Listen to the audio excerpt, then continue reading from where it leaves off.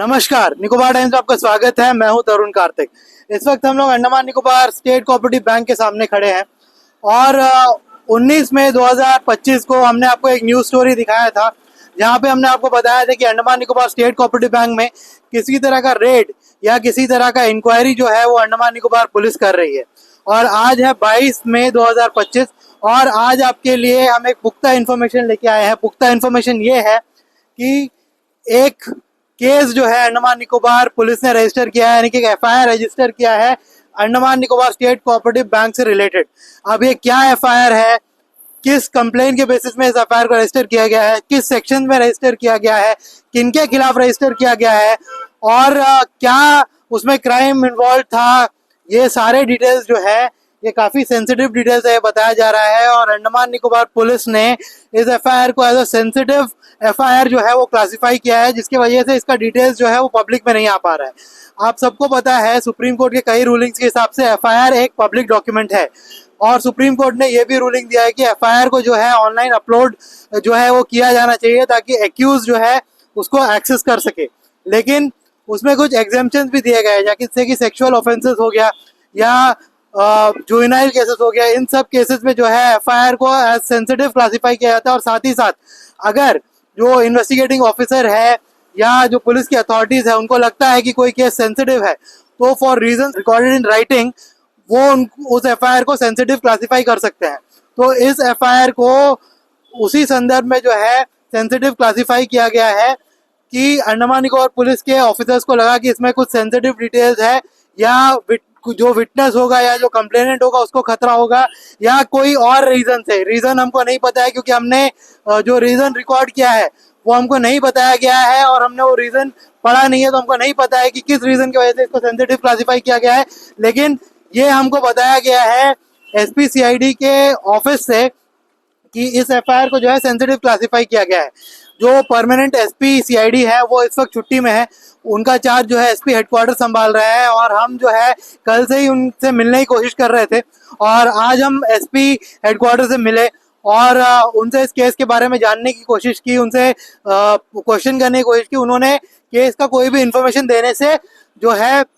मना कर दिया, लेकिन ये बताया कि केस रजिस्टर हुआ है और उन्होंने कहा कि एफआईआर का कॉपी तो आपको मिल गया होगा, उससे आप सब कुछ जो है वो देख लीजिए। तो हमने उनको बताया कि अंडमान निकोबार पुलिस का जो पोर्टल है वो जब से एफआईआर रजिस्टर हुआ है तब से ही जो है पोर्टल डाउन है, जिसकी वजह से हम एफआईआर एक्सेस नहीं कर पा रहे हैं। तो उन्होंने बोला कि क्योंकि एसपी हेडक्वार्टर जो है वो पुलिस हेडक्वार्टर में बैठते हैं, उन्होंने बोला आप सीआईडी का ऑफिस चले जाइए, वहां से आप एफआईआर ले लीजिए। तो सीआईडी के ऑफिस हम पहुंचे, वहां से हमने एफआईआर रिक्वेस्ट किया। तो उन्होंने हमको बताया कि एफआईआर जो है एज सेंसिटिव क्लासिफाई किया गया है और इसका इन्फॉर्मेशन जो है वो लोग डाइवर्ज नहीं कर सकते, एफआईआर का कॉपी जो है वो हमको नहीं दे सकते, ऐसा हमको जो है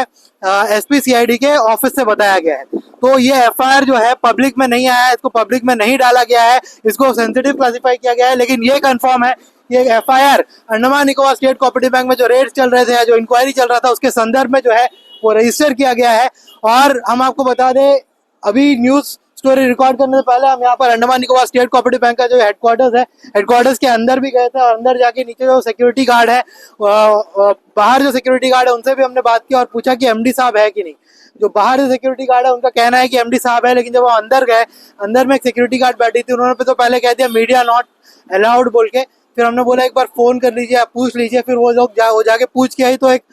जो है शख्स ऊपर से नीचे आए, उन्होंने पूछा सर क्या काम है। तो हमने उनको बताया सर ऐसे एमडी साहब से बात करना है या कोई सीनियर ऑफिसर से बात करना है। तो उन्होंने बोला अभी कोई नहीं है, जो एमडी है वो भी नहीं है, जो जीएम है वो भी प्रेजेंट नहीं है और बाकी कोई भी जैसे सीनियर ऑफिसर प्रेजेंट नहीं है। तो Andaman Nicobar state cooperative bank से भी अब तक हमको किसी भी तरह का स्टेटमेंट जो है नहीं मिल पाया है कि किस संदर्भ में इनके ऊपर एफआईआर रजिस्टर किया गया है। लोग जो है कई तरह के अटकलें लगा रहे हैं, लोग अटकलें लगा रहे हैं कि ये लोन सैंक्शन का जो मामला है उसका हो सकता है या किसी तरह का कुछ और गड़बड़ी का हो सकता है। लोग जो है सोशल मीडिया में कई तरह के अटकलें लगा रहे हैं। तो अंडमान निकोबार स्टेट कोऑपरेटिव जो बैंक है, Andaman Nicobar state cooperative bank के जो एम्प्लॉयज हैं, जो सीनियर ऑफिसर्स है, उनको सामने आना चाहिए और ये लोगों के सामने लाना चाहिए कि एफआईआर जो है इनके ऊपर किस संदर्भ में जो है रजिस्टर किया गया है और किस संदर्भ में इनके ऊपर इंक्वायरी या रेड जो है वो कंडक्ट किया गया था। क्योंकि बैंक में जो है अंडमान निकोबार के लोगों का पैसा लगा हुआ है, बैंक जो है अंडमान निकोबार के लोगों के डिपॉजिट से चलता है, बैंक जो है अंडमान निकोबार के लोगों का ही है। तो बैंक को जो है बहुत ही ट्रांसपेरेंट रहने की जरूरत है और Andaman Nicobar state cooperative bank के जो सीनियर ऑफिशियल्स है उनको सामने आके मीडिया को ये बताने की जरूरत है कि उनके ऊपर जो एफआईआर रजिस्टर हुआ है वो किस संदर्भ में हुआ है, क्योंकि पुलिस ने इस एफआईआर को तो सेंसिटिव क्लासिफाई कर दिया है, जिसकी वजह से पुलिस जो है ये एफआईआर का कॉपी मीडिया को देगी नहीं और दूसरे लोगों को देगी नहीं। इसकी वजह से इन्फॉर्मेशन बाहर नहीं आ रहा है और सोशल मीडिया में कई तरह की बातें कई लोग कर रहे हैं। तो इन अफवाहों से बचने के लिए या तो पुलिस को इसको जो है सेंसिटिव से डी क्लासिफाई करना चाहिए, या तो जो बैंक है उसको सामने आके जो है पूरा तथ्य जो है मीडिया के सामने रखना चाहिए और अपना पक्ष जो है मीडिया के सामने रखना चाहिए। अब तक कुछ भी क्लियर नहीं है कि एफआईआर क्यों हुआ है, किसके ऊपर हुआ है और क्या क्या सेक्शंस में हुआ है, कौन था कंप्लेनेंट, ये सब अब तक कुछ भी क्लियर नहीं है। तो जैसे इस मामले में कोई भी अपडेट हमारे सामने आता है हम आपके साथ शेयर करेंगे, लेकिन अभी तक अपडेट यही है कि इस एफआईआर को पुलिस ने सेंसिटिव क्लासिफाई किया है, ऐसे हमको एसपीसीआईडी के ऑफिस से पता चला। और साथ ही साथ जो है Andaman Nicobar state cooperative bank के कोई भी यहाँ पर प्रेजेंट नहीं है इनके हेडक्वार्टर्स में, जो कि मीडिया से बात करके